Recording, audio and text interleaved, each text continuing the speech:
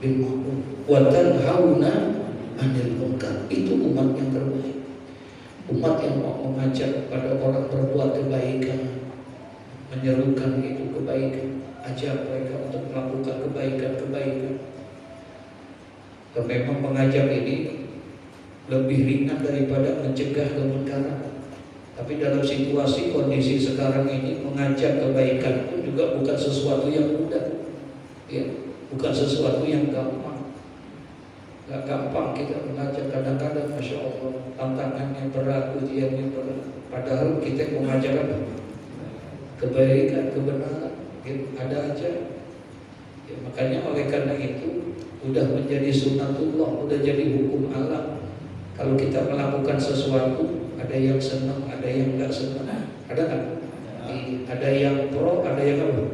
Ada yang kontra. Itu sesuatu yang biasa. Jangan membuat kita kendor dalam berdakwah, dalam melakukan kebaikan, dalam mencegah kemunkaran.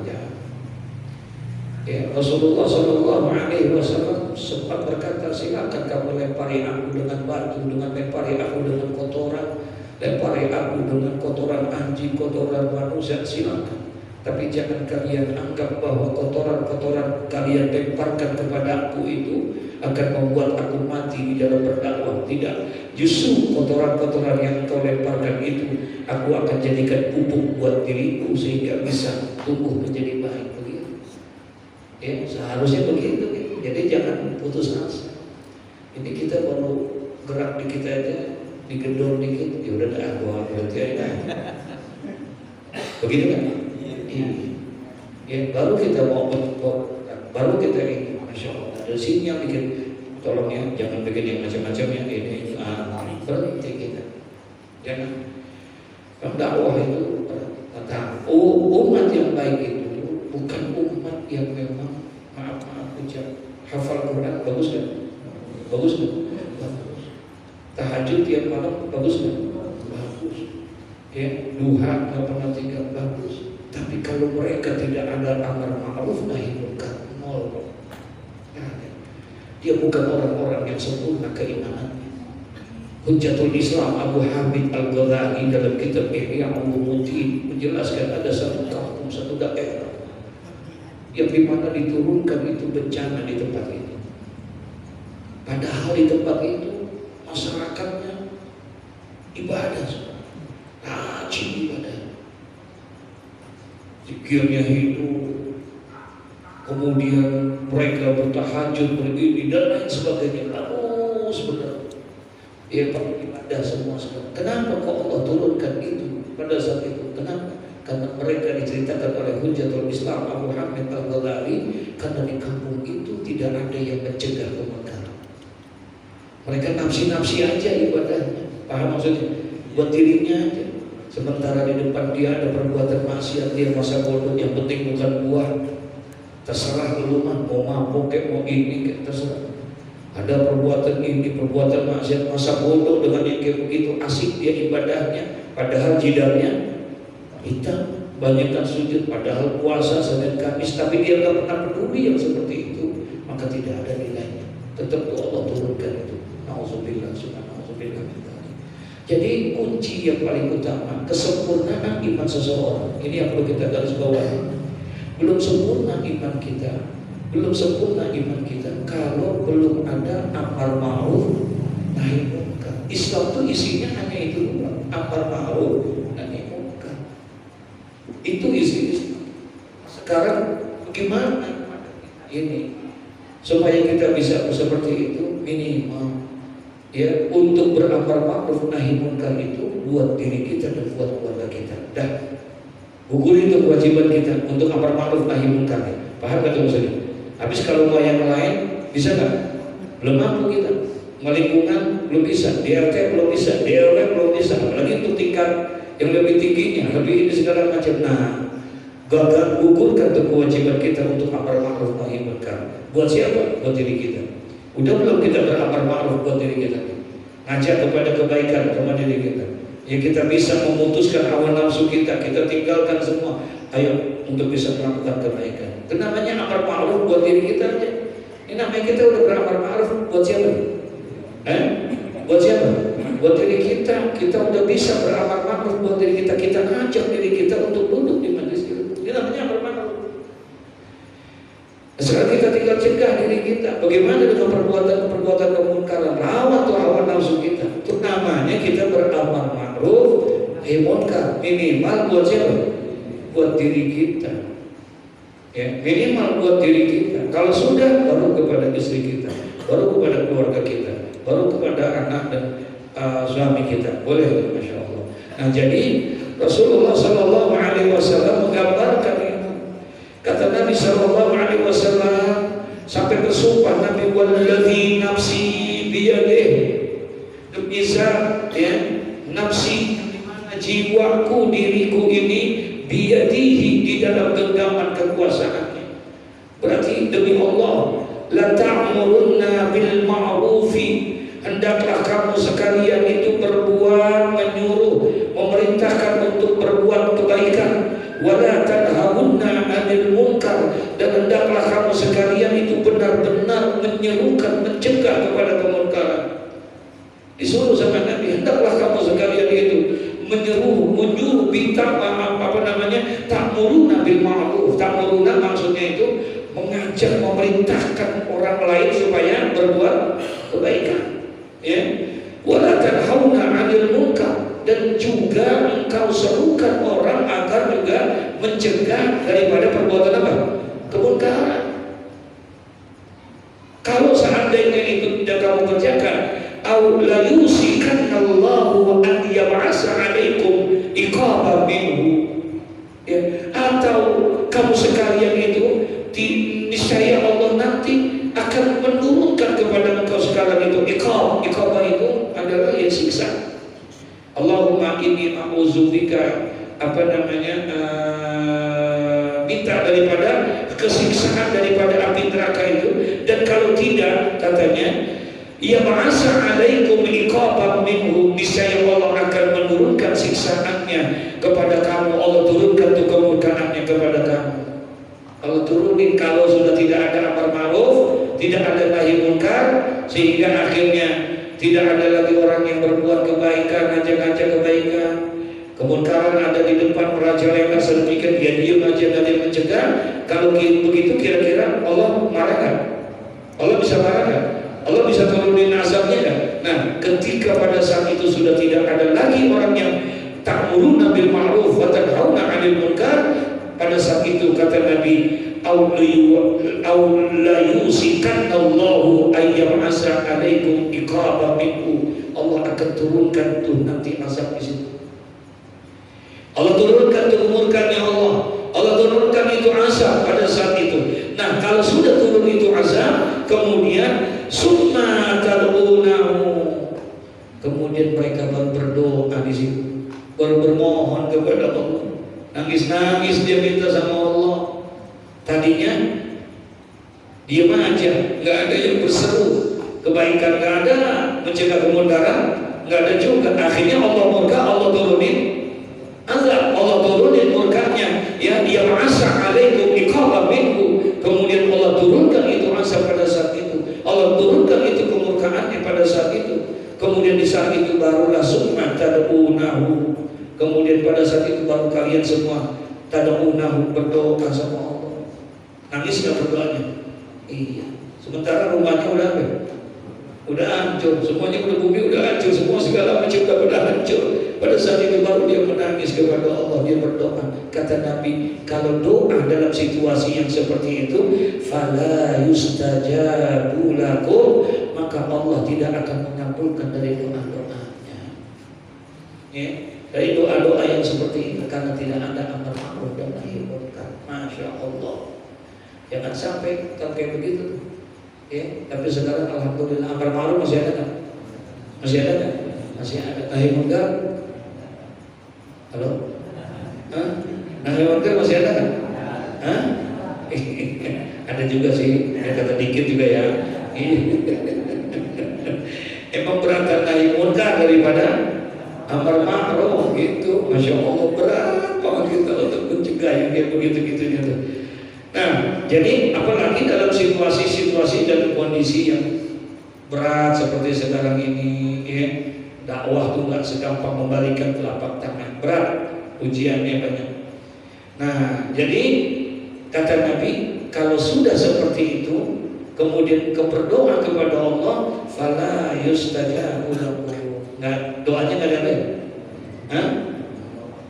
Emang biasanya orang tuh kalau lagi ingat sama Allah, kalau lagi senang apa lagi susah? Iya. Kalau lagi kena musibah lalu apa? Baru ada doa, ingat, ya, masya Allah. Wa idza masal insana dhurru da'ana li jambihi aw qa'idan aw qa'ima falamma kasafna anhu dhurrahu marra ka'an lam yad'una ila dhurrin masahu. Begitu kata Allah dalam Al-Quran. Allah bilang wa idza masal insana dhurru, ketika manusia kami berikan ujian, ketika manusia kami berikan cobaan, kami timpakan musibah, kami timpakan bencana, da'ana li jambihi aw qa'idan aw qa'imah. Da'ana li jambihi lagi apa? Lagi berbaring. Aw qa'idan aw qa'imah. Maka memintalah mereka kepada kami, kata Allah, maka mendekatkanlah mereka kepada kami, kepada aku, kepada kami, kata Allah. Kapan? Di jambihi, lagi berbaring dia ingat kepadaku, lagi duduk dia ingat kepadaku, lagi berdiri ingat kepadaku, diri ingat, duduk ingat, tiduran ingat juga. Artinya dalam segala hal dia ingat. Kenapa? Karena lagi susah, lagi ada musibah, lagi ada cobaan, dia juga. Ketika dia sedang mendapatkan ujian seperti itu, kata Allah, da'ana, mereka meminta kepada kami, kata Allah, kepada aku, kata Allah. Li jambihi, lagi berbaring dia ingat kepadaku. Au qa'idan au qa'imah, lagi duduk, lagi berdiri, dia ingat kepadaku. Kenapa? Karena lagi mendapatkan ujian. Tapi Allah lanjutin ayat itu, falamma kasafna anhu dhurra. Ketika kami ganti, kami tukar itu musibah itu dengan kenikmatan. Kami tukar tuh musibah itu, kami ganti dengan kenikmatan. Yang sakit kami sembuhkan penyakitnya, yang rezekinya kurang kami tambah rezekinya, sehat dia, senang dia, sukses dia, jaya dia. Marroka alam yad'una ila dhurrin masahu. Dia pun berjalan dengan sombongnya, seolah-olah dia belum pernah minta kepada aku, kata Allah. Tuh. Tadi lagi susah, ini dia.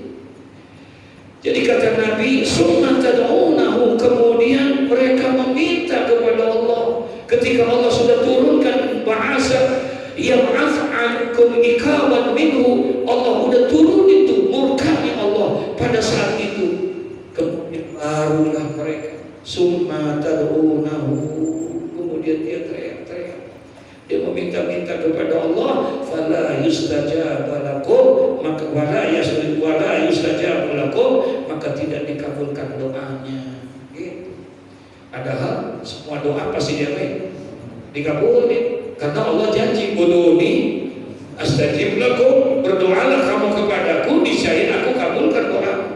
Allah nggak akan ingkar janji. Yang menyebabkan doa kita tidak dikabulkan bukan Allah, tapi kita sendiri yang melakukan itu. Masya Allah. Al-Hadis Susani, hadis yang selanjutnya, yakni Al-Hadi Asyara, hadis yang ke-11. An Abi Sa'id Al-Khudri radhiyallahu anhu, anin Nabi sallallahu alaihi wasallam qala, afdalul jihad kalimatu adlin inda sultanin jairin, rawahu Abu Dawud wa Tirmizi wa qala hadisun hasan. Dan hadis yang selanjutnya, yakni hadis yang ke-11. Hadis ini diriwayatkan oleh Imam Abu Dawud wa Tirmizi dan Imam Tirmizi. Didapatkan ini hadis dari seorang sahabat yang bernama Abi Sa'id Al-Khudri radhiyallahu anhu, dari semoga Allah memberikan keridhaan kepada. Qala Rasulullah sallallahu alaihi wasallam, bersabda Nabi kita Muhammad sallallahu alaihi wasallam, afdalul jihad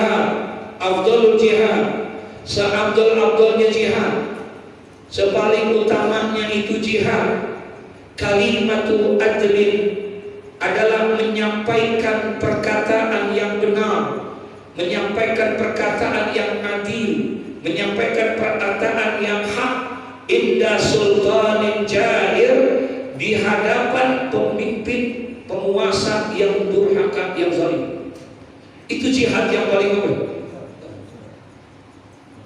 Ada pemimpin yang zalim, yang tidak adil, kemudian kita mau menyampaikan itu, di mana emang lagi zalim-zalimnya tuh pemimpin.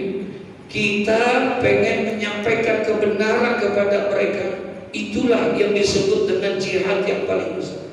Berani mengatakan yang hak adalah hak, yang batil adalah batil, di hadapan indah sultanin jair, di hadapan pemimpin penguasa yang durhaka, yang jahat. Masya Allah. Ini urusan gampang apa susah? Hah? Ya? Aduh, Masya Allah, Masya Allah. Resikonya? Hah? Resikonya berat untuk yang kayak begini. Ya, berat, benar, Masya Allah, yang kayak begini beratnya bukan main. Itulah yang dilakukan oleh Nabi Musa alaihissalam ketika dia menegakkan kalimat kebenaran di sisi Fir'aun laknatullah alaih. Berat. Jadi mau menyampaikan itu berat gitu. Asap benar. Udah ngerasain juga gitu, ternyata gak gampang dakwah. Dakwah itu gak gampang. Kalau di masjid dakwah gampang kan? Gampang. Kenapa? Emang tempatnya di sini. Sekarang masih gampang. Nggak tahu besok kalau udah ada pengumuman tidak boleh ngaji, bisa jadi kan? Bisa jadi kan? Iya, tahu-tahu dilarang pengajian, nggak boleh ada suara keluar, ini itu, ya azan nggak boleh kenceng-kenceng. Emang kagak boleh? Azan kenceng-kenceng boleh nggak? Nggak boleh. Iya. Astagfirullahaladzim. Nanti susah. Hidup itu semakin susah. Makanya Nabi pernah memberikan sinyalir gini. Sayati zamanun ala ummati. Kata Nabi, ya sayati zamanun ala ummati, akan terjadi nanti satu masa pada umatku di mana pada saat itu salatinihim kal asad. Salatinihim kal asad. Salatinihim itu jamak daripada sultan. Akan terjadi nanti satu masa pada umatku di mana pada masa itu salatinihim kal asad, pemimpin penguasanya udah seperti singa. Udah seperti singa. Tahu singa tak? Singa itu disebutnya apa? Raja hutan. Raja hutan. Jadi raja nih tanpa ada pemilu, nggak pakai pemilihan. Itu dia. Di mana aja hutan rajanya, karena dia tidak melalui suatu proses pemilihan yang ada kekuatan sama dia, maka semua pun yang tidak mengikuti dia bakal diapain? Coba-coba. Kambing dimakan, ayam dimakan, semuanya dimakan. Nanti satu masa pemimpin, kata Nabi, akan seperti macan. Kelakuan macannya seperti itu. Itu rajanya. Penguasa wa wazarahuhum kazzabi. Sementara menteri-menterinya kayak serigala. Penguasanya kayak macan, menterinya serigala. Tahu serigala nggak? Gimana? Ada istilah ini, serigala berbulu. Ini yang ngomong Rasulullah 14 abad yang lalu. Nanti bakal terjadi yang kayak begitu tuh pemimpin. Di mana wallahu a'lam bissawab, tapi itu akan terjadi di umatku, kata Nabi. Sayati zamanun ala ummati. Akan datang satu masa atas umatku nanti di mana pada saat itu salatinihim kal asad, di mana pemimpin-pemimpin pada saat itu seperti singa, seperti macan, puas dia. Dia bisa menerkam siapa saja yang tidak mau ikut kepada dia. Selemah apapun, sekuat apapun, kalau dia nggak mau bantu dia, habis dimakan sama dia.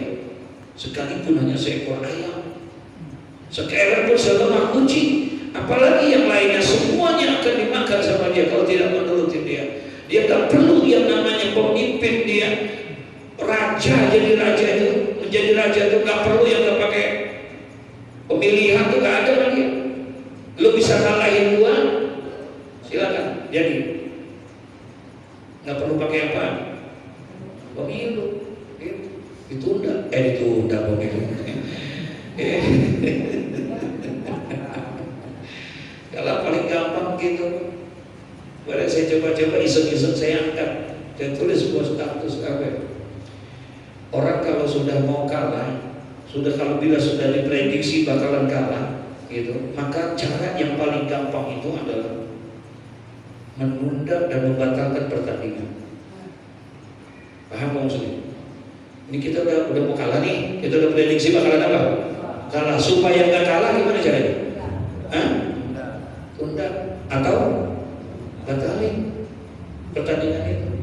Jadi kalah nggak? Jadi kalah nggak?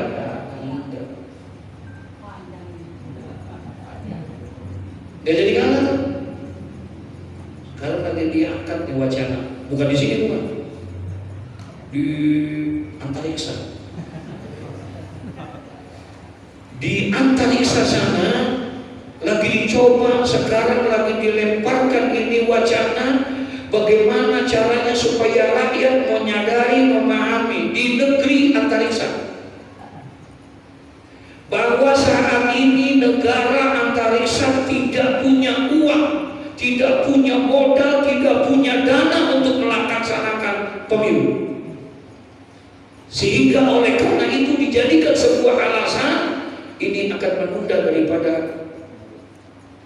pemilu tersebut. Paham maksudnya? Halo? Di mana? Di mana? Di antariksa. Ini lagi dilempar nih Pak wacana ini. Menteri Keuangannya lagi ngomong kayak begitu. Ini ngomong kekerasan bukan ya? Ini yang lagi diserang mereka. Kalau Menteri Keuangannya udah ngomong kayak begitu, kita nggak punya dana, dalam keadaan darurat, duit nggak ada, bagaimana kita bisa menjalani pemilu? Bagaimana segala macam? Begitu kata menteri di negara antariksa sana. Masya Allah. Ini sebuah rekayasa politik yang begitu luar biasa. Semua anggota parlemen udah dipegang, tenang. Besok dipanjangin tuh urusan. Udah pokoknya lu iniin aja, yang penting jadi lu kagak perlu pakai pilih-pilih lagi, kagak pakai modal, jabatan lu tetap panjang. Untung nggak? Untung nggak? Kira-kira kalau begitu anggota ininya mau nggak tuh? Ya mau lah, gue juga mau. Kagak perlu pakai beli kaos lagi gitu kan. Ya Allah ya Rabbana, begitu lah. Tapi insya Allah negeri kita enggak ya kan. Insya Allah. Ini yang ada di mana nih? Di mana? Di negara antariksa. Presiden siapa tuh ya? Jadi nanti satu masa pada saat itu salatinihim kal asad, pemimpinnya kata Nabi seperti apa? Singa, sementara menteri-menterinya seperti serigala. Namanya ada serigala berbulu domba, padahal dia pengen makan tuh domba. Untuk masuk ke dalam domba dia pakai bajunya baju apa? Baju domba. Dia masuk domba, padahal dia mau gigit tuh dombanya, dia mau ambil, dia mau makan tuh dombanya. Ya Rabbana, Masya Allah. Terus apalagi kata Nabi, wa qada'uhum kal kalbi, rajanya seperti macan, menterinya seperti serigala, hakimnya seperti anjing. Hakimnya kata Nabi sallallahu alaihi wasallam mengatakan wa qada'uhum kal kalbi. Nanti pada saat itu hakim-hakimnya seperti apa? Anjing. Tahu anjing? Ngomong anjing jangan nengok ke kanan. Tahu anjing? Kalau anjing mah kumaha? Sudah gak baik. Dia udah pikirin tamu tuh mau niat baik, mau niat jelek enggak. Kita mau datang ke situ, padahal niat kita baik, sementara kita gak bawa apa-apaan, anjingnya gonggong. Betul gak? Iya, tapi ketika kita mau nyolong, kita mau mencuri di rumah itu, sementara kita paham ada anjing di situ, kita lemparin tuh tulang, kita iniin, aman gak masuk? Aman, kita masuk, gak bakalan digonggong anjing. Entar hakimnya begitu, aparat keadilannya, kalau wakobahuhum kal kalbi, mereka seperti anjing. Yang ngomong Rasulullah, rajanya seperti macan, menterinya seperti serigala, sementara aparatur keamanannya adalah anjing, saudara. Ya Allah, ya Rabbana. Terus kita ini kayak apa nih? Kitanya kayak apa? Apa kata Nabi? Wasairun nas kal aghnam. Rakyatnya, manusia, umatnya seperti kambing. Kita seperti apa?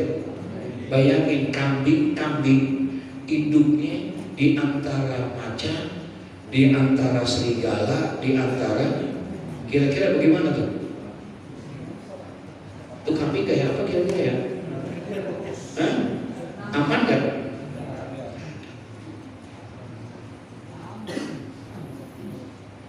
Itu akan terjadi. Ketika pemimpinnya itu adalah sultanul jair, pemimpin yang jahat, pemimpin yang zalim, kita ingin berbuat jihad yang paling afdal adalah apa?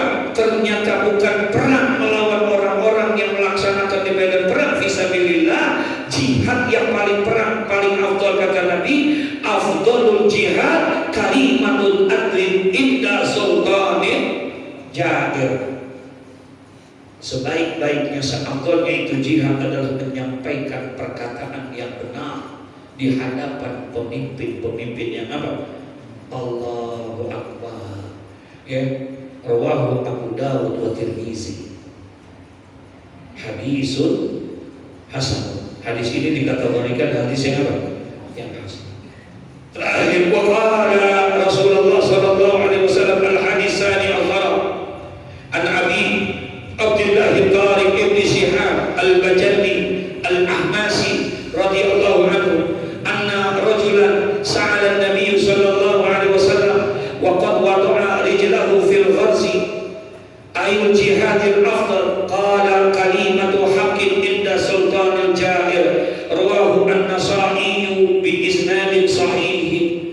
Dikatakan di sana yang hadis yang diriwayatkan oleh Imam An-Nasa'i yang didapatkan ini hadis dari Abdullah Tariq Abi Abdullah yani Tariq ibn Shihab al-Bajalli al-Ahmasi sahabat Nabi sallallahu alaihi wasallam anna rajulan berkata itu katanya si Tariq bin Shihab ini anna rajulan ada seseorang sa'ala Nabi sallallahu alaihi wasallam bertanya seseorang ini kepada Nabi sallallahu alaihi wasallam wa qad wada'a rijlahu fil gharzi sementara itu Nabi sallallahu alaihi wasallam sungguh telah meletakkan kakinya itu fil gharz di pelanak kuda.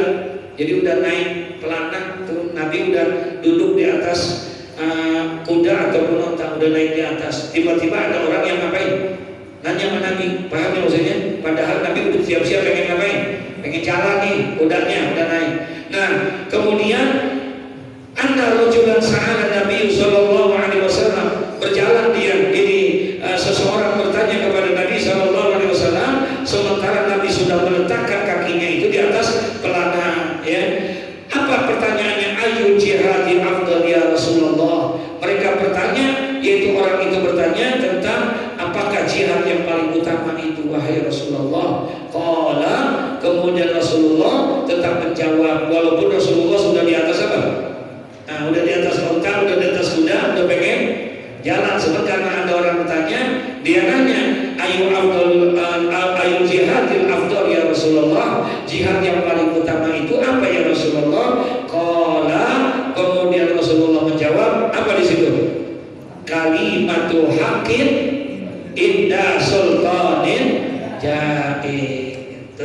Lagi-lagi Nabi mengatakan jihad yang paling afdal itu adalah kalimatul haq, menyampaikan kalimat yang benar kepada siapa? Inda sultanin jair, di sisi atau di hadapan penguasa yang jahat, pada penguasa yang zalim, menyampaikan itu. Yang hak adalah hak, yang benar adalah benar, yang salah adalah salah terhadap orang yang berbuat jahat. Kalau itu sudah bisa kita lakukan, berarti itu adalah merupakan jihad yang paling utama di sisi Allah Subhanahu wa Ta'ala. Ya, namun itu namanya juga jihad yang paling utama.